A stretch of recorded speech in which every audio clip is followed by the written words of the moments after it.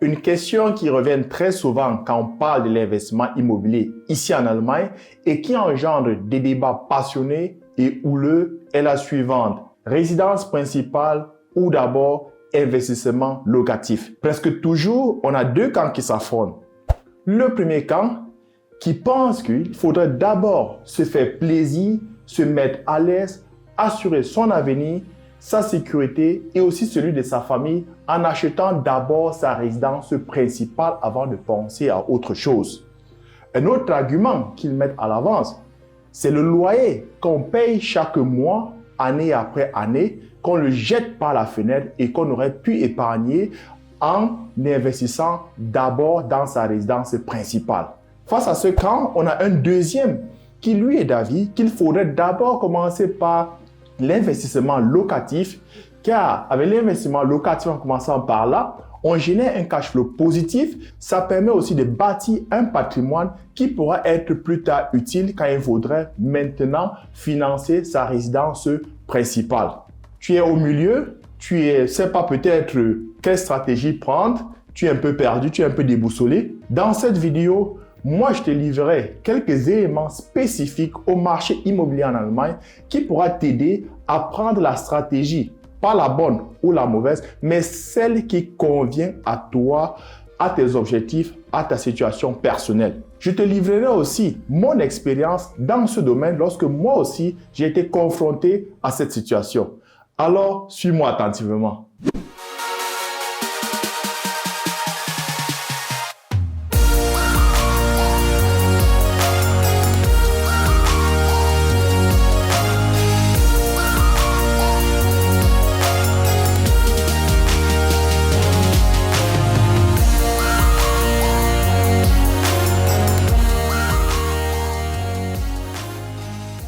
Moi, c'est Séverin. Je suis un passionné de l'investissement immobilier en Allemagne, toujours sur le terrain, comme actuellement où je me trouve dans cette maison que je suis en train de rénover complètement. C'est pas le thème du jour, je vous le présenterai ça une autre fois. Je suis également fondateur de la société Immogizer GmbH, qui est une structure qui me permet de réaliser mes projets fix and flip et d'accompagner ceux et celles qui désirent se lancer dans l'investissement immobilier ici en Allemagne. Si tu ne sais pas exactement ce que c'est que le fix and flip, je t'invite à regarder une vidéo précédente que j'avais déjà fait sur le sujet. Parlant de l'investissement immobilier en Allemagne, c'est un thème qui est encore entouré de beaucoup de mystères dans notre communauté. C'est une des raisons pour laquelle j'avais décidé de créer cette chaîne afin un peu de déconstruire certains mythes et d'apporter une certaine lumière dans ce domaine. Voilà pourquoi je t'encourage vivement à t'abonner à ma chaîne, activer la cloche de notification pour ne pas rater les prochaines vidéos qui seront hyper intéressantes. Revenons maintenant au sujet du jour.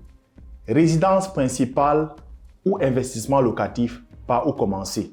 Pour répondre à cette question, il faudrait regarder beaucoup de paramètres parce qu'il ne s'agit pas de oui ou non, c'est pas si simple que ça. Il faudrait prendre en compte des paramètres sociaux, culturels, économiques, individuels parce que chaque situation et chaque personne est différente de l'autre. Tes objectifs, on n'a pas les mêmes objectifs, on n'a pas la même vision. Il faudrait déjà prendre tout ça en compte. Voilà pourquoi il est important de définir un cadre. Vu que aussi cette question, la réponse à cette question dépend aussi de là où tu te trouves, du pays dans lequel tu te trouves. Quelque chose peut être vrai ici en Allemagne et ne le pas être dans nos pays d'origine, d'où nous venons, et vice-versa. Ou bien ce qui est valable ici pour le marché allemand ne l'est peut-être pas chez nos voisins en Angleterre, en France ou en Italie. Donc voilà pourquoi il faut contextualiser, il faut vraiment définir le cadre et il faut regarder un peu les chiffres, les faits, Zahlen, Daten, Fakten. Et c'est ce que nous allons faire. Et c'est important de considérer ces chiffres, ces faits avant de prendre une décision parce que toute décision prise sous l'emprise des émotions n'est presque pas toujours la bonne. On peut se tromper. Regardons maintenant les statistiques. Que disent les chiffres, les statistiques? Quand on considère les statistiques, on se rend compte que avoir sa résidence principale n'est pas la principale priorité des Allemands. D'après les statistiques, le taux de propriété, qui analyse le taux de propriété en Europe, sur 34 pays européens, l'Allemagne sort avant-dernier du classement. Derrière nous, il y a juste la Suisse qui vient en dernière position. Il y a juste 49,5% d'Allemands qui ont leur résidence principale contre 42% en Suisse. Tout au haut du classement, nous avons beaucoup plus les pays de l'Europe de l'Est, la Roumanie, la Hongrie, la Slovaquie, l'Albanie. Donc, on peut dire qu'ici en Allemagne, ce n'est pas le premier souci des gens d'avoir leur résidence principale. Ils vivent presque tous en location. Et quand on analyse encore un peu plus, on se rend compte qu'ici en Allemagne, on a, en termes d'appartements, on a 43 millions d'appartements contre juste 16 millions de Einfamilienhäuser, dont les maisons unifamiliales, je crois que ça c'est la définition en français. Donc, 43 millions d'appartements contre juste 16 millions.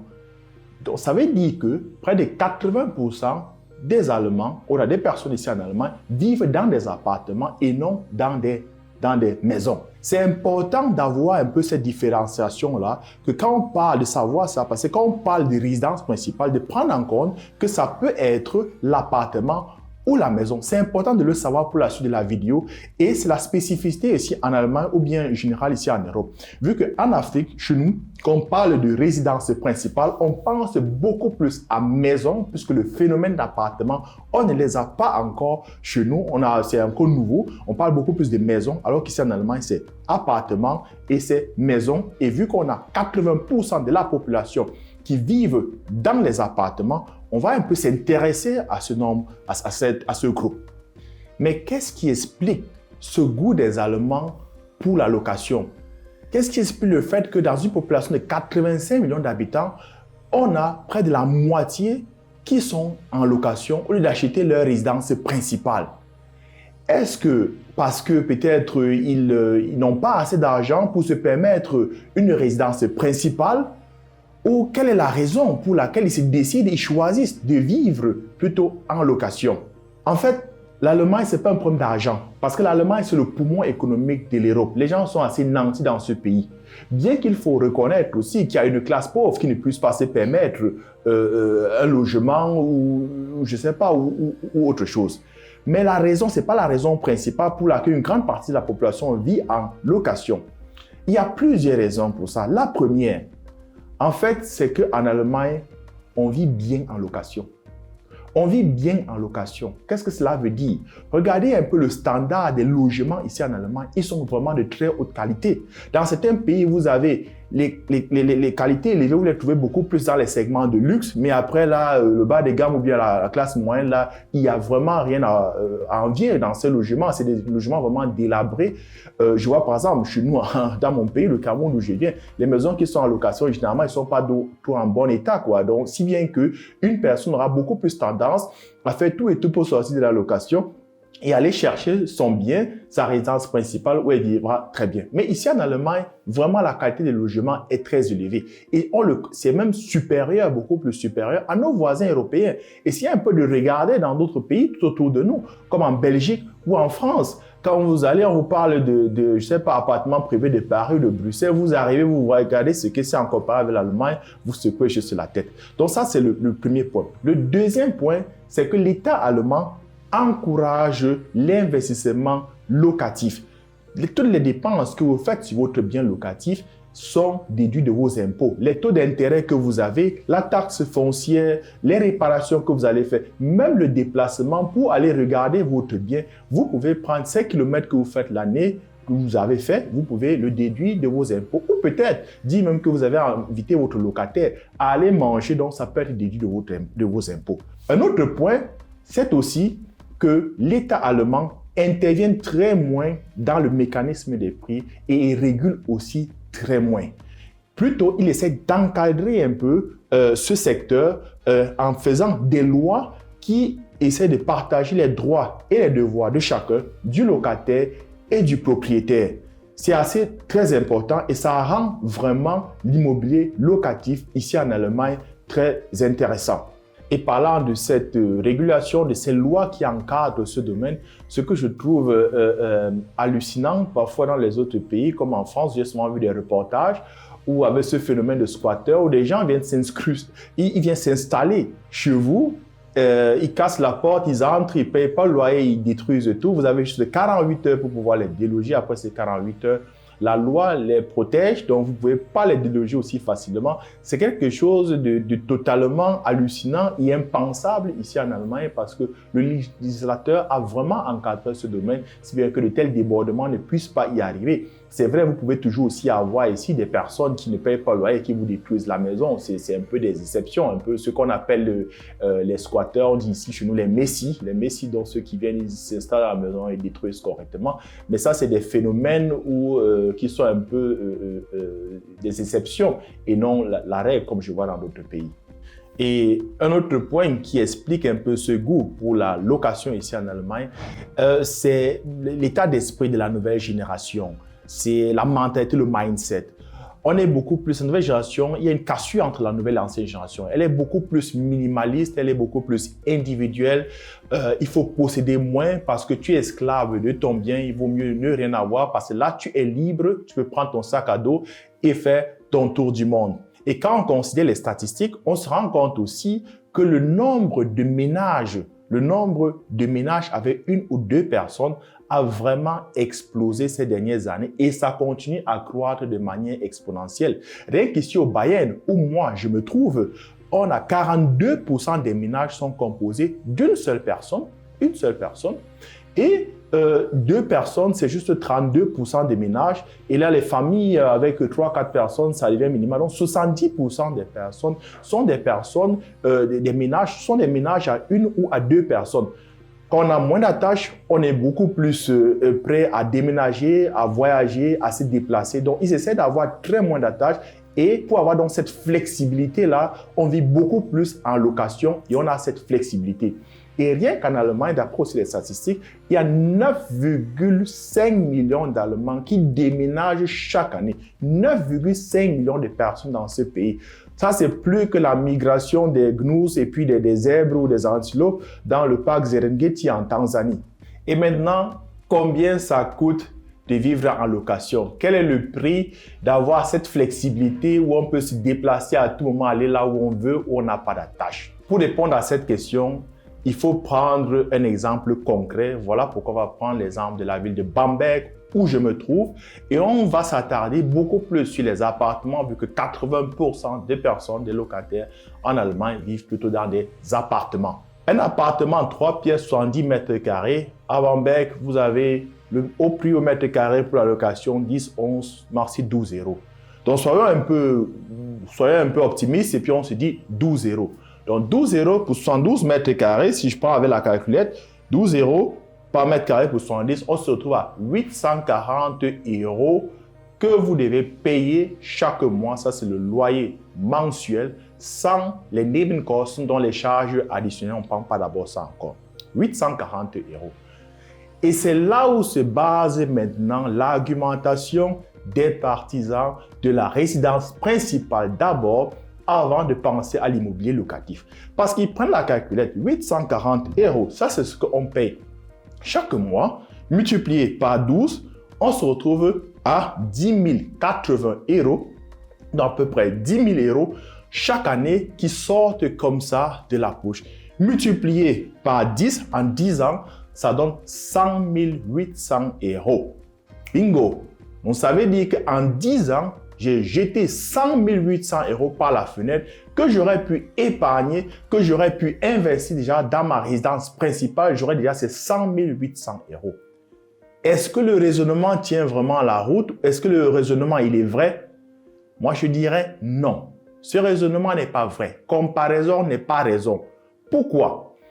Parce que ceux qui posent ce raisonnement, ceux qui soutiennent ce raisonnement, ils ne prennent pas en compte quelque chose. Ils prennent juste en compte le loyer qu'ils payent dans l'appartement, dans le bien où lequel ils se trouvent et le comparent avec un bien imaginaire qu'ils auraient pu aussi rembourser et puis voilà pourquoi c'est de l'argent jeté par la fenêtre. Il faut aller vraiment concrètement. Concrètement, un bien de 70 mètres carrés, un 3 pièces dans la ville de Bamberg vous coûtera à peu près 250 000 euros. Et ça, c'est même très bien. Il faut bondir là-dessus parce que généralement, ici, on a le prix au mètre carré. À l'achat, il est 3 800, 3 800, 900 ou même parfois 4 000 euros s'il est vraiment rénové. Donc, disons 250 000 euros. Si vous prenez avec 250 000 euros le prix d'achat, il faut y ajouter maintenant Les charges additionnelles à l'achat, c'est à peu près 10% pour le notaire, pour le Grunderwerbsteuer, ainsi de suite. J'en parlerai dans une autre vidéo, comment ça se calcule. Donc, comptez à peu près 10% de frais d'achat supplémentaires. Ça fait 250 000 euros plus 10%. Vous vous retrouvez à 275 000 euros d'investissement global. Maintenant, on va prendre ces 10 000 euros qu'on paye chaque mois en location, donc c'est 840 euros fois un an, ça fait 10 080 euros. On va donc prendre ces 10 000 euros et comparer à ce prix total d'investissement. Donc, si on prend ça et puis on divise par ces 275 000 euros, on obtient un chiffre 3,6%. 3,6%, en fait, on vient de calculer la rentabilité brute. 3,6%, qu'est-ce que ça veut dire? Si on inverse ce chiffre, on inverse ce calcul, donc c'est-à-dire, on prend ces 275 000 euros qu'on va diviser par ces 10 080 euros, on obtient un chiffre, c'est 28. Donc ça veut dire que 28 ans, on aura besoin de 28 ans pour pouvoir rembourser cette somme à la banque, 28 ans au moins ce qu'on aura besoin, tout en payant, en restant avec ce loyer qu'on a, c'est 840 euros. Donc, si il fallait prendre ce loyer actuel comme mensualité remboursée à la banque, on devait rembourser cette maison, c'est bien dans lequel on est en 28 ans. C'est vraiment beaucoup. Car, en général, il faut plutôt avoir 20 ans comme objectif pour que cela soit vraiment rentable pour toi. 28 ans, c'est beaucoup. Donc, il faut avoir un facteur, il faut avoir une rentabilité pour d'à peu près 5%. Et 275 000 euros d'emprunt à la banque. Qu'est-ce que cela veut dire concrètement en termes de mensualité que vous allez payer pendant théoriquement 28 ans? Actuellement, on a un taux d'annuité de 7%. Donc, ça veut dire parce que les taux d'intérêt ont explosé. Donc, à peu près, le taux d'intérêt actuellement, c'est à peu près 5%. C'est vrai que ça a diminué encore un peu. Si vous en avez moins, c'est bien, mais comptez avec, quand vous faites votre calcul, comptez à peu près 5% taux d'intérêt. Taux de remboursement, 2%. C'est le temps, c'est maintenant comme ça. L'année dernière, je conseillais beaucoup plus, avec 4%, ça aurait suffi. Maintenant, comptez à peu près 7%. Si vous avez moins, c'est bien. Donc 7%, si on prend 7% de 275 000 euros, 7% de 275 000 euros, ça fait 19 250 à rembourser chaque année à la banque. 19 250 contre 10 000 euros de loyer que vous aurez dû payer ou bien que vous payez. La personne qui est dans cet appartement dans la ville de Bamberg paierait actuellement. Et par mois, cela reviendrait à 1 600 euros chaque mois.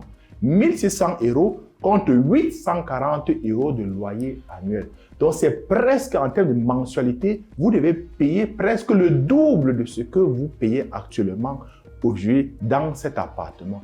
Et là, je ne prends pas en compte les charges additionnelles en tant que propriétaire, comme le Hausgeld, comme la taxe foncière, comme les réparations que vous allez faire en tant que propriétaire et que vous ne pouvez plus déduire de vos impôts. Donc, l'argumentation selon laquelle vivre en location, c'est jeter l'argent par la fenêtre que tu aurais pu investir, que tu aurais pu acheter un autre bien, ça ne tient pas vraiment la route, quoi. Tu ne vas pas avoir le même bien dans la même zone où tu es avec ce genre de calcul. Avec ceci, il est clair qu'en vivant en location, en restant en location, tu as une force de frappe financière chaque mois qui te permettrait d'investir dans d'autres biens, soit dans le locatif ou peut-être de faire dans la bourse. Donc, l'argumentation de ceux qui pensent qu'il faut d'abord investir dans la résidence principale, sinon c'est jeter l'argent de la location par la fenêtre, ça ne tient pas ici vraiment la route. Mais, comme il n'y a pas de vérité sans contre-vérité, il n'y a pas de vérité absolue, tout dépend de la région et de la ville dans laquelle tu te trouves.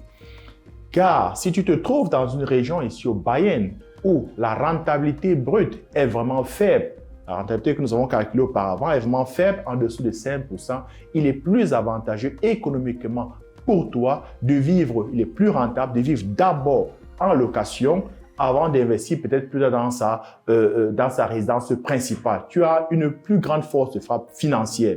Si par contre, tu te retrouves à l'est de l'Allemagne, comme par exemple Sachsen, Sachsen-Anhalt ou bien à Thüringen, où vous avez des régions, des villes avec des rentabilités, de la rentabilité brute à plus de 5%, certains avoisinent même déjà les 10%. Là, c'est autre chose. Il peut être intéressant pour toi d'acheter plutôt ta résidence principale que de louer. Tout est dans le calcul de la rentabilité. Voilà pourquoi il est important plutôt, non seulement il est important de ne pas seulement maîtriser la formule de la chose, mais plutôt de savoir lire et interpréter la formule ainsi que les résultats. Vous pouvez refaire ce calcul maintenant si, avec ce 70 mètres carrés que vous avez peut-être dans une ville un peu comme Plauen ou je sais pas, Görlitz, où les rentabilités sont à peu près à 8% et que le bien peut-être serait pas à 250 000 euros comme à Bamberg, serait plutôt à 150 000 euros. Regardez ce qu'il en ressort et puis vous calculez de ces 150 000 euros. Maintenant, vous prenez 7% qui est le taux annuel que vous allez rembourser à la banque et vous comparez ça avec le taux, avec le loyer annuel que vous allez payer. Vous allez vous rendre compte que la différence n'est plus grande, n'est plus assez grande. Vous n'avez peut-être parfois ça sort à nul sur nul, 0,0, donc ça veut dire que vous pouvez, avec votre loyer, ça suffirait pour financer cette maison, ce bien si vous l'avez acheté, ou bien même parfois, vous allez voir que le taux de remboursement, il est inférieur au loyer que vous payez. Tout est dans le calcul de la rentabilité. Et ce calcul, je vous encourage vraiment à le faire. C'est un petit exercice dans la ville, dans la région dans laquelle vous vous trouvez et où vous me suivez, de faire un peu ce petit calcul. Regardez votre loyer, ce que vous payez et posez-vous un peu la question, si je vais acheter cet appartement, combien ça me coûterait? Prenez à peu près 5% comme taux d'annuité et essayez de faire un peu le calcul et dites-moi à la fin en commentaire quel résultat vous trouvez. Seulement, la décision d'acheter ou de louer n'est pas que économique, c'est pas que du calcul. C'est aussi acheter, posséder, c'est aussi quelque chose qui a rapport avec la culture, c'est socio-culturel, c'est aussi le passé. C'est autant d'éléments qui rentrent en compte dedans parce que l'homme ne pense pas seulement rationnel. Les mots économiques qu'on nous a appris à l'université, ils n'existent que plutôt dans des livres d'économie. Donc l'homme idéal qui ne prend que des décisions purement nationales n'existe que dans les livres d'économie. Généralement, on prend des décisions aussi de manière émotionnelle et surtout quand il s'agit de l'investissement immobilier, c'est beaucoup plus aussi le côté culturel, notre background. Et aussi, c'est aussi un facteur, aussi un prestige en plus du confort et de la sécurité qu'on attend en investissant dans sa résidence principale. Dans mon pays natal, le Cameroun, posséder un bien, acheter sa résidence principale, ce n'est même pas une question. La question ne se pose pas. C'est une obligation, c'est une nécessité. C'est une étape de la vie que chacun devrait pouvoir faire, devrait pouvoir réaliser. Acheter sa maison est aussi une question de prestige. C'est un cheminement logique de la vie. On va à l'école, on va après au lycée, à l'université, on cherche boulot, on se marie et puis il faut acheter une maison pour mettre sa famille en sécurité. Et aussi dans la société, celui qui a une maison qui est propriétaire, il est vu d'une autre manière que celui qui est encore en location. Donc, la question ne se pose même pas d'abord là. Et il faut aussi dire que le cadre dans lequel nous on vit est propice à avoir aussi sa résidence principale. On a assez d'espace pour pouvoir le faire. Les gens, quand ils achètent des hectares de terre. Quand on regarde le nombre d'habitants d'un pays comme le Cameroun, au kilomètre carré, c'est à peu près 58 habitants au kilomètre carré. Pendant qu'en Allemagne, on a 4 fois le nombre d'habitants au kilomètre carré, ça peut être 233 habitants au kilomètre carré. Donc, nous avons assez d'espace là-bas pour pouvoir construire, pouvoir faire bâtir sa résidence principale. Et aussi un autre point, en fait, c'est que les lois en ce qui concerne l'urbanisme, là, la manière dont vous allez construire et tout, c'est moins régulé chez nous. Parfois, elles sont même quasi inexistantes. Ici en Allemagne, vous pouvez avoir 1000 mètres carrés et juste avoir une maison de 100 mètres carrés basée dessus, mais vous n'avez pas le droit de pouvoir construire, de pouvoir utiliser votre terrain, vos 1000 mètres carrés comme vous le voulez, c'est juste un peu de la brousse seulement du jardin. Donc maintenant, on voit qu'il y a toute une différence de ce côté par rapport à ce mindset de ce côté, ce format, parce qu'on est formaté pour posséder, on a cette possibilité de posséder la terre et la vie ici en Allemagne est tout autre. Donc, vouloir maintenant reprendre ça un sur un, ce qui se passe dans le pays d'origine, le transposer ici, dans ce pays en Allemagne, sans connaître les réalités de ce pays, ça peut être fatal.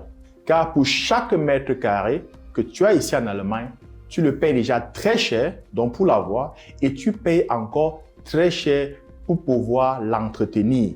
Surtout quand tu décides d'avoir comme résidence principale une maison au lieu d'avoir un appartement.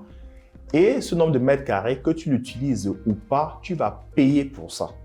J'avais moi-même aussi été confronté à cette question lorsque j'étais arrivé dans la ville de Bamberg, après mes études, où j'avais commencé mon premier boulot, j'ai passé ma période d'essai.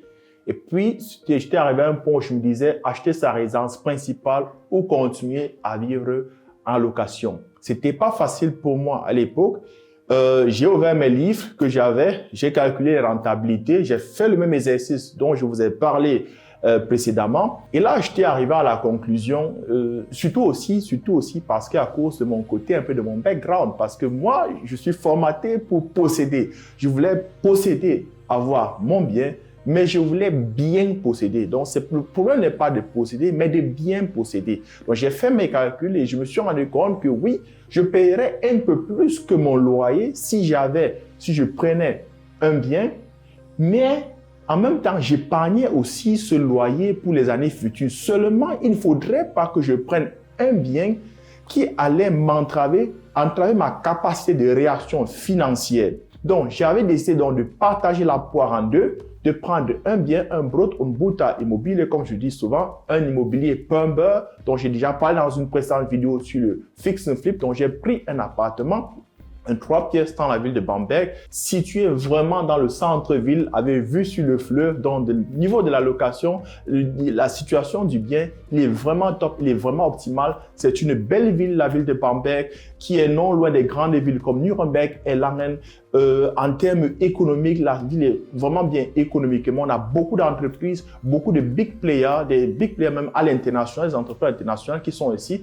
Et on a aussi une grande université. C'était clair que cette ville, pas seulement aujourd'hui, demain, mais dans les années futures, elle sera aussi intéressante. Donc, je me suis décidé donc de prendre ce bien parce que il me permettait en même temps d'épargner, en même temps de me bâtir un patrimoine, mais aussi j'avais la possibilité d'avoir une certaine réaction financière, donc j'avais encore un peu d'espace financier qui me permettait de réagir et de pouvoir investir. Je voulais me faire plaisir et je me suis fait vraiment plaisir avec ce bien sans pour autant entraver ma capacité financière. Il y a eu des biens qui m'ont été proposés, par exemple des maisons, mais je me suis rendu compte qu'en ayant une maison, certes, ça aurait été bien. J'aurais eu un grand jardin, je pouvais inviter des amis à venir faire du grill, mais je devais payer chaque centimètre carré. Ça m'aurait coûté vachement cher et je n'aurais plus eu de possibilité de pouvoir investir. Ma carrière d'investisseur immobilier se serait arrêtée là avant d'avoir commencé. Et c'est aussi ici que réside le danger de beaucoup qui pensent d'abord à investir dans leur résidence principale avant de faire dans l'immobilier locatif. Au lieu de prendre un bien où ils savent qu'il ne coûte pas extrêmement cher, ils peuvent se le permettre tout en ayant encore une force de frappe financière qui leur permet de réagir, d'investir, ils vont plutôt prendre un gros bien, une grosse maison avec grand jardin. Après, il faut la grosse voiture qui va avec et avec le temps, ils s'entravent financièrement, ils ne peuvent plus bouger. Leur carrière d'investisseur immobilier s'arrête même avant d'avoir commencé. Pour ce genre de personnes, il aurait mieux fallu prendre d'abord un petit bien, d'aller pas à pas. C'est une question de timing. Ils pensent beaucoup plus à se mettre à l'aise, ils pensent beaucoup plus au confort. Et ce n'est pas mal de penser à se mettre à l'aise, d'avoir du confort. Surtout quand on sait la précarité dans laquelle on a vécu dans ce pays quand on venait d'arriver. Beaucoup d'entre nous, beaucoup d'entre vous qui m'écoutent, on a presque eu le même chemin. On est arrivé, on était d'abord étudiant, on travaillait dur pour ça, avec l'espoir un jour de pouvoir se permettre plein de choses qu'on voyait sur la télé ou bien qu'on voyait nos voisins, nos camarades allemands qu'ils avaient. Moi, par exemple, j'ai fait l'université, j'ai fait la cité universitaire. Moi, ce qui m'a toujours dérangé, c'est j'avais juste des petits lits Et le fait d'avoir ces petits lits, comme moi, je suis grand de taille, j'avais les chevilles un peu qui sortaient du lit, dont les chevilles toujours se mettaient sur les bords du lit, là, sur le cadre du lit. Ce qui fait que le matin, j'avais toujours mal aux pieds, mal aux chevilles. J'avais l'impression qu'on m'a frappé les pieds là pendant la nuit. Et il y avait le temps, moi, j'étais toujours obligé de mettre le matelas par terre pour me coucher. Imaginez maintenant, quand j'ai touché mon premier salaire, où est allé mon premier investissement? C'était d'abord me mettre à l'aise. J'ai acheté un lit vraiment, aujourd'hui, je sais que c'était un lit médical, un grand lit avec moteur, avec télécommande où je pouvais appuyer tout le temps, ça monte, ça balance de tous les côtés. Vous voyez, chacun cherche à se mettre à l'aise et ce qui n'est pas mal, c'est seulement la manière de se mettre à l'aise et le timing qui peut faire que vous allez beaucoup plus maintenant que vos capacités financières, que vos besoins et que vous entravez cette force de frappe financière. En conclusion, si on se réfère aux théories économiques, posséder son bien, sa résidence, acheter sa résidence principale, c'est un passif, c'est en rien un actif. Là, c'est clair et net. Par contre, dans la vie, tout n'est pas toujours la théorie. La pratique est tout autre quoi. 1 plus 1 peut être égal à 2, ça peut être égal à 10, ça peut être égal à 30, ça peut aussi être égal à 0 dans la pratique, dans la vie réelle. Tout dépend de toi, de ta situation personnelle, de tes objectifs, de là où tu vis, de tes attentes, de beaucoup d'autres facteurs. Quelle que soit la stratégie pour laquelle tu vas te décider, soit rester en location, soit acheter ta résidence principale, pense toujours à quelque chose, à te laisser une marge de manœuvre financière pour pouvoir réagir. Ne mets pas la barre très haute si bien que l'autre te cale ici à la gorge. Si tu penses être en location, d'abord, arrange-toi à avoir un loyer qui te permettra de pouvoir rebondir financièrement pour faire des investissements. Sache aussi que si tu as un loyer qui est inférieur aux mensualités que tu aurais pu payer à la banque dans la région où tu te trouves, essaye de prendre, dis-toi que tu as un cash flow positif théorique et essaye d'investir soit en bourse, soit peut-être de faire un peu l'investissement locatif. Si tu décides d'acheter ta résidence principale, pense aussi à ne pas mettre la barre très haute, comme je l'ai dit, et de te laisser une certaine marge de manœuvre pour pouvoir réagir. Et n'oublie pas ceci, il n'y a pas de bonne décision, il n'y a pas de mauvaise décision. Il n'y a que des décisions qui conviennent à toi, à ta situation individuelle. Dans la théorie, 1 plus 1 égale 2. Dans la vie pratique, ça peut être 3, ça peut être 10. Tu as une vie à réussir et non des gens à impressionner. C'est tout pour aujourd'hui. Laisse-moi un commentaire, abonne-toi, active la cloche de notification et on se revoit à la prochaine vidéo. Ciao!